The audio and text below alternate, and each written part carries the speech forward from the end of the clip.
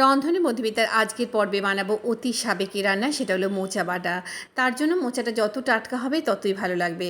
এবার মোচার ফুলগুলোকে আমি খুলতে থাকবো এবং প্রত্যেকটা পাতা উল্টে উল্টে, এবং একটা সময় পর দেখব একটা সাদা শক্তমতো অংশ আছে, তখন আর পাতা ফুলগুলো না খুলে মাঝ বরাবর কেটে নেব।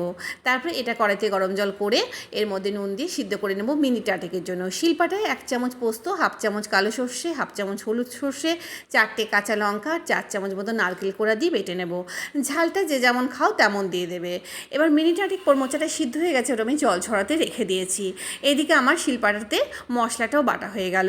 এবার মিক্সির মধ্যে আমি ওই সিদ্ধ করে রাখা মোচাটা দিয়ে দেবো হলো এখানে স্বাদ মতো নুন আর চিনি দিয়ে খুব ভালো করে এটাকে আমি ঘুরিয়ে নেব। একটা পাত্রে এটা নিয়ে নিলাম। এর মধ্যে দিয়ে দেবো হলো সর্ষে পোস্ত আর নারকেল বাটাটা, আর দিয়ে দেবো হলো 2 চামচ মতো তেল। সব মেখে গরম ভাতের সঙ্গে পরিবেশন করব মোচা বাটা, দুর্ধর্ষ।